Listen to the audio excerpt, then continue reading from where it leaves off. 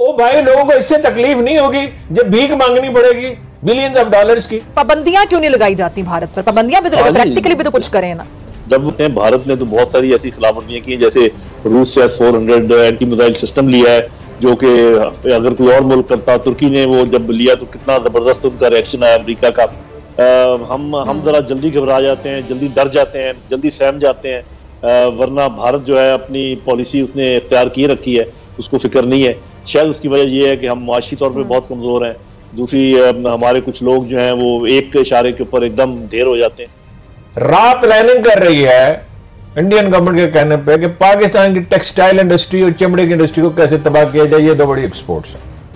फिर उनकी आप तस्वीरें देख रहे हैं, राहिल शरीफ के साथ, जनरल बाजवा के साथ देख लें, जनरल कियानी के साथ देख लें, किसी के साथ देख लें, रूठे हुए, और मोदी के साथ देख लें खिलखिला। भारत ने थोड़ा सा अमेरिका का मुजाहरा किया, रूस की तरफ अपना तो जो नजर आई अमेरिका को, तो उन्होंने अब जाके ये बात की है, वरना पिछले 6-8 साल से ये हो रहा है तो उनके मुंह से कोई बात नहीं निकली। तो इंतशार है पाकिस्तान के अंदर, इससे भी एक कमजोरी झलकती है और ज्यादा शेर हो जाते हैं हमारे पड़ोस में लोग। हिंदुस्तान के मुसलमानों के लिए भी ये बहुत जरूरी है कि पाकिस्तान एक तवाना और मजबूत मुल्क हो, अंदरूनी तौर पे मजबूत हो, और ये सारी चीजें, ये चीज भी हमें सोचने की है। तो कहते हैं तंग आमद भजंग आमद, तब वो कोई रिएक्शन करेंगे तो फिर तमाम उंगलियां हमारे ऊपर उठेंगी कि जी यहाँ से हो। पाबंदियां क्यों नहीं लगाई जाती भारत पर? पाबंदियां भी तो प्रैक्टिकली भी तो कुछ करें ना।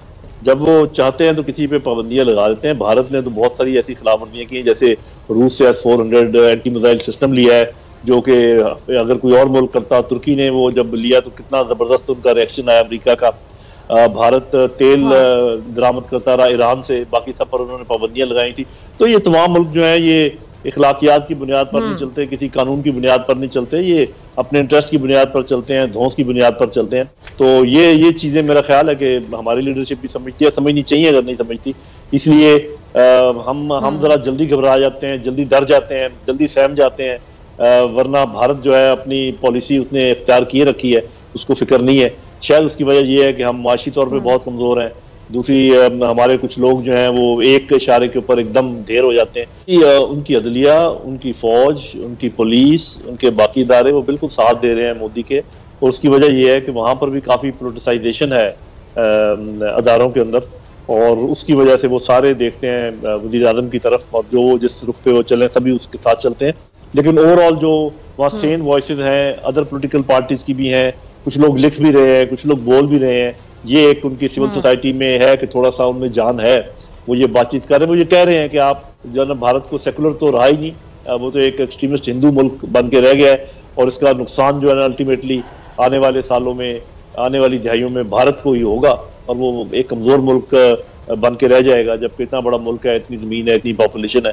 तो लोग तो उनको बता रहे हैं जो सेन वॉइसेस हैं, लेकिन अब देखना यह है कि उनके कान पे जूं रेंगती है या नहीं।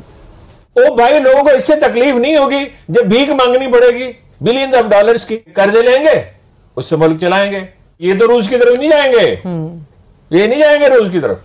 सही है, ठीक है। सवाल ये, रूस से तेल लेने की जरूरत नहीं कर सकते, ईरान से गैस लेने की जरूरत नहीं कर सकते। सही है। पाकिस्तान एक ऐसा मुल्क है जिसको मजबूत फौज की जरूरत है, जिसको हर वक्त थ्रेट है। देखिए, मैं आपको खबर दूं, रॉ प्लानिंग कर रही है इंडियन गवर्नमेंट के कहने पे कि पाकिस्तान की टेक्सटाइल इंडस्ट्री और चमड़े की इंडस्ट्री को कैसे तबाह किया जाए, ये दो बड़ी एक्सपोर्ट्स है। ठीक है।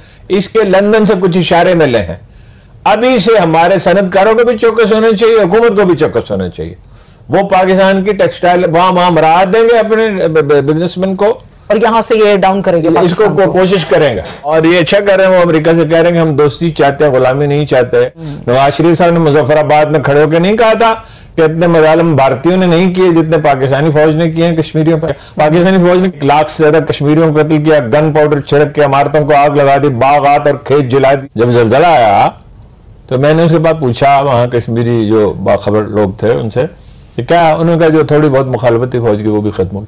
फौज की गलतियां ही रहेंगी, ये नहीं है कि फौज ने कभी कोई गलती नहीं की, बहुत गलती का मैंने खुद इसका एहसास हो रहा है। लेकिन नवाज शरीफ साहब ये कहते थे पाकिस्तानी फौज ने उससे ज्यादा जुल्म किया, ऑन रिकॉर्ड है ये, इसको झुटला नहीं सकते वो। फिर उनकी आप तस्वीरें देख लें, राहिल शरीफ के साथ, इनके साथ देख लें, फौज के साथ, जनरल बाजवा के साथ देख लें, जनरल कियानी के साथ देख लें, किसी के साथ देख लें, रूठे हुए, और मोदी साहब देख लें खिलखिलाते हुए। ठीक है, वैसे आप ये तस्दीक करेंगे जो खान साहब ने सुनने में आपने कहा एनडीएस ने और राह ने बनाई, जिसमें कोई शक ही नहीं। पीटीएम, यस, इसमें कोई शक ही नहीं, उन्होंने बनाई। अमेरिका के रिटायर्ड फौजी अफसर उनके हक में वो करते थे। अमेरिका की मुस्तकिल पॉलिसी है पाकिस्तान को डिस्टेबलाइज रखा जाए, MI6 के बरतानिया की ही पॉलिसी है, कमजोर रखा जाए। इससे अफगानिस्तान की जो सरजमीन है वहां से पाकिस्तान पर हमले हो रहे हैं, हमारे जो फौजी जवान शहीद हो रहे हैं, पाक अफगान सरहदी इलाके को महफूज बनाने के लिए क्या करने की जरूरत है आपके मुताबिक? देखिए, सबसे पहली बात तो ये है कि ये जो अफगानिस्तान की हुकूमत है उनको इस बात को समझना चाहिए कि अगर इस दुनिया में एक मुल्क ऐसा है जो उनके साथ हर लिहाज से खड़ा है, उनकी वकालत करता है पूरी दुनिया में, और उनको जो बन पड़े उनको सपोर्ट देता है, जिसने उनके 30 लाख मुहाजिरीन को यहाँ पनाह दे रखी है, वो पाकिस्तान है। तो पाकिस्तान से ज्यादा मदद करने वाला अफगानिस्तान के लिए कोई और मुल्क नहीं है। मैं बिल्कुल ये हम सब जानते हैं, इस बात को एलानिया कह सकता हूँ। तो ऐसे मुल्क के साथ कैसा रवैया होना चाहिए, ये जरा उनके सोचने की बात है। जब पाकिस्तान ये शिकायत कर रहा है कि तहरीके तालिबान पाकिस्तान जो है हमारी दुश्मन है, हमारे पे हमले करते हैं, आपके इलाके में रहते हैं, आप उनका कुछ सद्देबाब करें, तो ये मेरा ख्याल पाकिस्तान का हक बनता है कि वो डिमांड करे ये सारी बात। और शुरू में ठीक है डिमार्च हुआ, हमने भी बुलाकर उनको कहा, उन्होंने भी अपने एतराज किया, लेकिन आज एक अच्छी खबर आई कि उनके एक पॉलिसी स्टेटमेंट आई जिसमें उन्होंने कहा है कि छोटी मोटी हमारी जो आपस की रंजिशें हम दूर कर लेंगे डिप्लोमेटिक लेवल पर।